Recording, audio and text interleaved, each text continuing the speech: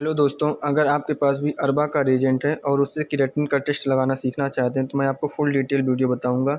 साथ में स्टैंडर्ड कैसे लगाते हैं वो भी बताऊंगा आपको। ये हमारे पास केराटिन का रिएजेंट है, ये लिटरेचर है। मैं आपको लिटरेचर पढ़ना बता देता हूँ। सबसे पहले यहाँ पे देख रहे हो केराटिन टेस्ट का है। मेथड पूछा जाता है, मोस्ट इंपॉर्टेंट है जैफीज मेथड।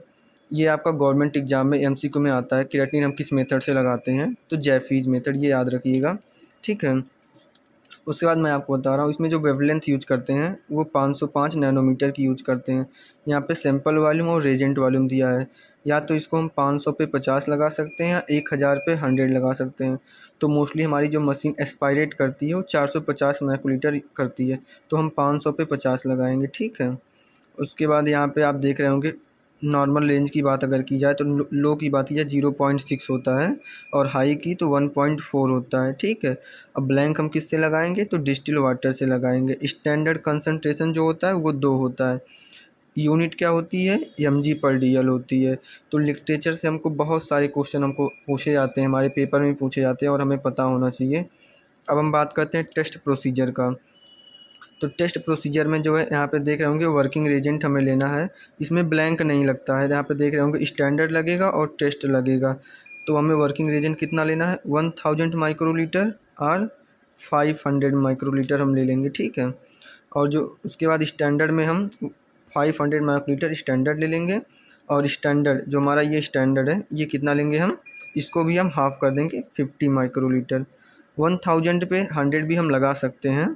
ठीक है। बट हम रेजेंट को अपना बचाने के लिए जो है हम 500 पे 50 लगाएंगे। सेम टेस्ट वाले ट्यूब में जो है हम 500 माइक्रोलीटर हम रेजेंट ले लेंगे और 50 माइक्रोलीटर हम सैंपल ले लेंगे। ठीक है। तो यहाँ पे सबसे पहले मैं 3 टेस्ट ट्यूब लूँगा। एक टेस्ट ट्यूब में हम स्टैंडर्ड लगाएंगे, दूसरे टेस्ट ट्यूब में हम स्टैंडर्ड एज अ सैंपल लगा के चेक करेंगे कि हमारी जो हमने स्टैंडर्ड लगाया है वो एक्यूरेट है कि नहीं है। तीसरे में हम सैंपल को लगाएंगे। ठीक है। हम आगे आपको दिखाएंगे। इसमें 2 रेजेंट होते हैं हमारे पास, एक R1 और R2 का होता है। तो हमें 500 माइक्रोलीटर रेजेंट लेना है। तो 250 माइक्रोलीटर हम R1 लेंगे, 250 माइक्रोलीटर हम R2 लेंगे। इन केस हम 1000 पे लगा रहे हैं तो 500 माइक्रोलीटर हम R1 लेंगे और 500 माइक्रोलीटर हम R2 लेंगे। चलिए हम आपको टेस्ट रन करके दिखाते हैं। ये हमारा पीपेट है, इसको हमने 250 पे सेट कर लिया है। अब तीनों टेस्ट ट्यूब में हम R1 रेजेंट को हम 250 माइक्रोलीटर लेंगे। 250 पे मैंने सेट कर रखा है।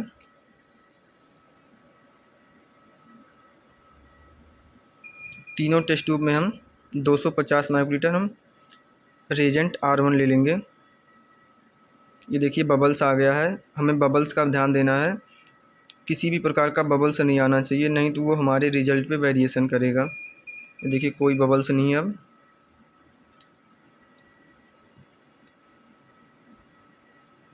आप 2 टेस्ट ट्यूब लेके भी लगा सकते हैं, एक स्टैंडर्ड और एक टेस्ट के साथ।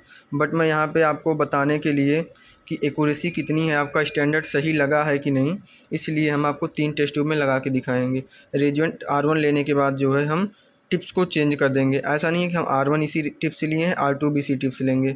हम टिप्स को ज़रूर चेंज करेंगे। ये मैंने पीपेट में न्यू टेस्ट ट्यूब लगा लिया है। अब हम ये रेजेंट R2 को हम 250 माइक्रोलीटर पीपेट करेंगे।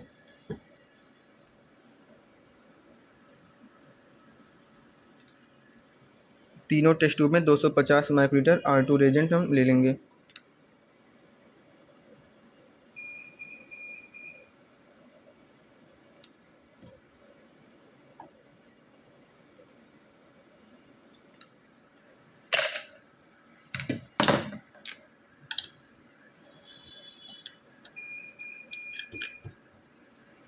ये मैंने ले लिया। अब इसमें हम सबसे पहले स्टैंडर्ड लगाएंगे। इसको हम स्टैंडर्ड एज अ टेस्ट लगा के देखेंगे, क्योंकि स्टैंडर्ड की वैल्यू जो है वो 2 होती है, तो वो हमें पता है। फिर हम स्टैंडर्ड लेके एज अ टेस्ट लगाएंगे, ये पता करने के लिए कि हमारा रिजल्ट एक्यूरेसी है कि नहीं है, और इसमें हम टेस्ट लगाएंगे। ये हमारे पास अरवा कैम 7 की मशीन है। यहाँ पे यूरिया है, सेकेंड नंबर पे क्रिएटिन है। तो क्रिएटिन पे सेट करने के लिए हम मशीन पे 2 बार दबाएंगे। 2 बार प्रेस करने के बाद अब मशीन बोल रहा है एस्पायरेट वाटर। हम वाटर ब्लैंक पिलाएंगे।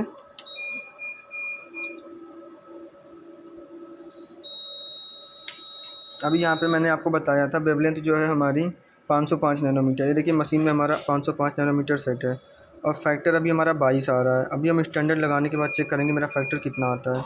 अब एस्पायरेट स्टैंडर्ड बोल रहा है, ये हमारे पास स्टैंडर्ड है। अब इसको हम लगाएंगे।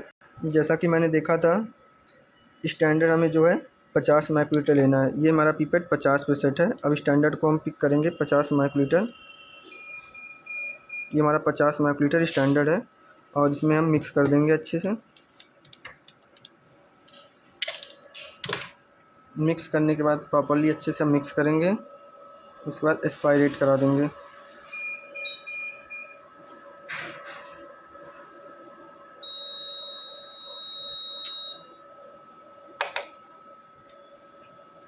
ये हमारा ग्राफ चलने लगा है। हमें एक चीज़ का ध्यान देना है, विशेष ध्यान हमें ये देना है कि मैंने जो है स्टैंडर्ड लगा दिया है। अब मुझे जो स्टैंडर्ड को एज अ टेस्ट लगाना है या टेस्ट लगाना, इसमें अभी हम सैंपल नहीं ऐड करेंगे क्योंकि इस टेस्ट में हमारा इंक्यूबेशन नहीं होता है। सैंपल या स्टैंडर्ड हम तभी ऐड करेंगे जब मुझे मशीन में रन कराना होगा। ये हमारा स्टैंडर्ड कंप्लीट हो गया है। अब यहाँ से हमारे पास ऑप्शन आएगा सेव यस और नो। तो हम स्टैंडर्ड लगा रहे हैं तो हम यहाँ पे यस पे क्लिक कर देंगे। अब ये स्टैंडर्ड हमारा जो है वो सेव हो गया है।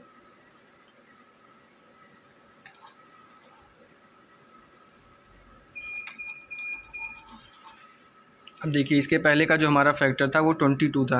अब हमारा जो नया फैक्टर जनरेट हुआ है वो 24.50 सेट हुआ है।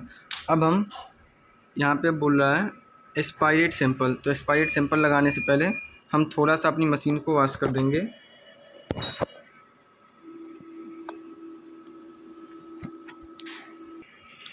मशीन को वॉश करने के बाद अब हमें दे रहा है एस्पायरेट सैंपल। हमें सैंपल लगाना, बट सैंपल लगाने से पहले हम एक बार चेक करेंगे कि जो हम स्टैंडर्ड लगाए हैं वो सही है कि नहीं है। उसके लिए क्या करना है, हम स्टैंडर्ड को एज अ टेस्ट लगा के चेक करेंगे। ये स्टैंडर्ड हमने 50 माइक्रोलीटर ले लिया है और ये रेजेंट मिक्स करेंगे।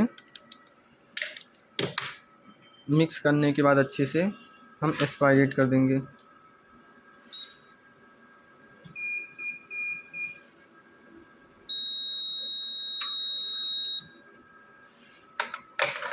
अब हम ये चेक करेंगे कि हमने जो स्टैंडर्ड लगाया है वो एक्यूरेट आया है कि नहीं आया, क्योंकि स्टैंडर्ड की वैल्यू जो है वो 2 होती है और वो मुझे नोन है।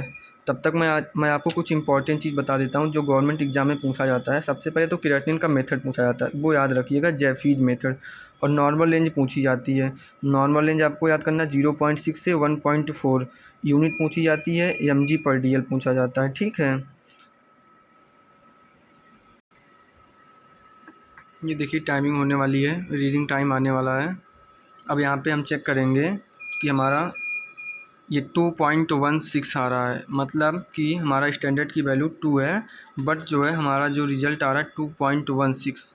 तो अगर हमारा थोड़ा सा 2.16 या 2.22 या 1.9 आ रहा है तो मतलब कि हाँ रिज़ल्ट उतना चल सकता है, उतना वेरिएशन चल सकता है, ठीक है। मतलब टेस्ट हमारा सही है। अब हम एस्पायरेट सैंपल लगाएंगे। सैंपल लगाने के लिए क्या करेंगे, हम 50 माइक्रोलीटर हम पेशेंट का सीरम लेंगे और रेजेंट में ऐड कर देंगे।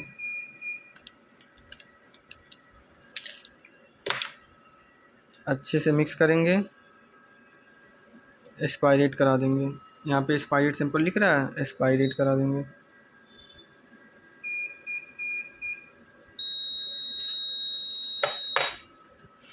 अभी हम सबसे पहले स्टैंडर्ड लगा दिए थे जिससे हमारा फैक्टर जनरेट हो गया था। फिर स्टैंडर्ड को हम एज अ टेस्ट लगा के देख रहे थे कि हम स्टैंडर्ड हमारा सही लगा है कि नहीं है। ये हमारा 2.0 आना चाहिए था, बट ये हमारा 2.16